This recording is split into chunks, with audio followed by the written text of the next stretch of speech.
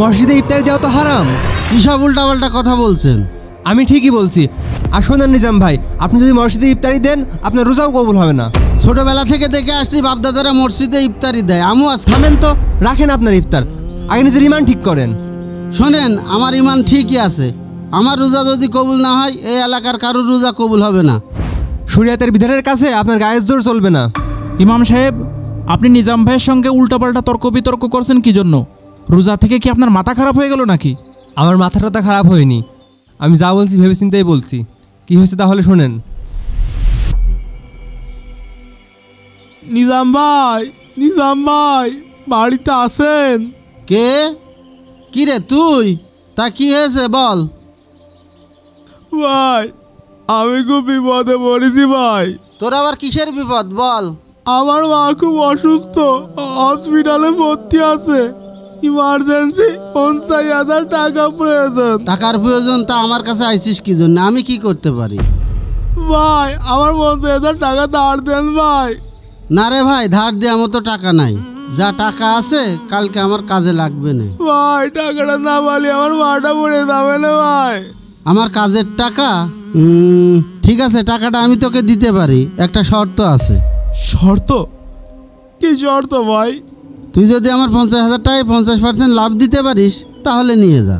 ভাই 50% টাকা অনেক বেশি হয়ে যায় ভাই। তাহলে তোর টাকা নেওয়ার দরকার নেই, তুই যা অন্য জায়গায় দেখ। আচ্ছা ভাই, আমি তাই দিবানে ভাই, তাও অনুরোধ লাগে আমার টাকাটা দেন ভাই। শোন, আমি কিন্তু 5 রমজান ইফতারি দেব, ওর আগে আমার টাকাটা দিতে হবে। ভাই আমি তা দিবানে, আল্লাহ দোয়াই লাগে আমার টাকাটা দেন ভাই। টাকা না দিতে পারলে তুই তো জানিস আমি কেমন মানুষ।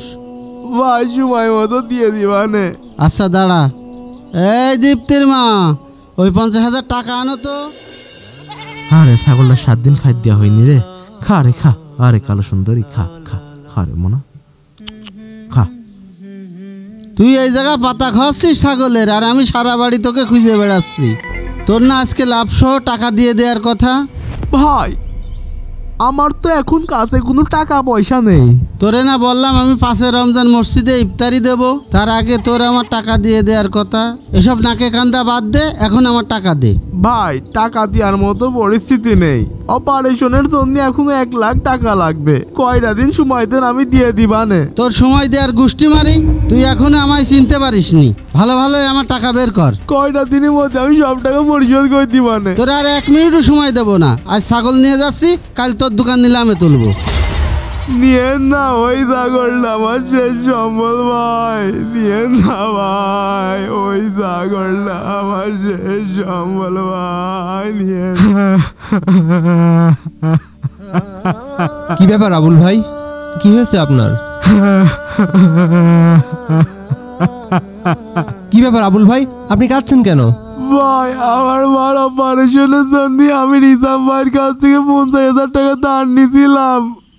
ঠিক সময় মতো টাকাটা গুছাই দিতে পারিনি বলে আমার ছাগলটা নিয়ে গেছে। এই নিজাম ভাই সুদে টাকা লাগিয়ে মানুষের উপর এইভাবে জুলুম করছে? না, এটা তো মেনে নেওয়া যায় না। হুজুর আমার আর মরা ছাড়া মনে হয় কোনো উপায় নেই। আমি কি করব, একটা কিছু কর।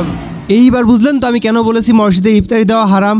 আচ্ছা ঠিক আছে, বুঝতে পারলাম সুদ ঘুষ খাওয়া হারাম, কিন্তু সেই টাকা দিয়ে ইফতারি দেওয়া যাবে না, এটা আপনি কোথায় পাইছেন? আচ্ছা, আপনি কি এই সুদ ঘুষের টাকার হারাম টাকার ইফতারি ভক্ষণ করতে পছন্দ করবেন? কখনোই না। আমিও চাই না আমার মসজিদের মুসল্লিগণ এই হারাম টাকার ইফতারি ভক্ষণ করুক। আর শোনেন নিজাম ভাই, সুদকে আল্লাহ তাআলা হারাম করেছেন, তাই আপনি যদি সত্যিই চান যে আপনার ইবাদত কবুল হোক, তাহলে আগে হারাম ভক্ষণ করা বাদ দেন। কারণ হচ্ছে হারাম ভক্ষণ করলে ইবাদত কবুল হবে না কখনোই। ইমাম সাহেব, আমি কখনো তো এভাবে ভেবে দেখিনি। আচ্ছা সমস্যা নেই, এখন থেকে বিষয়টা মাথায় রাখবেন। আসেন আমরা মসজিদের দিকে যাই।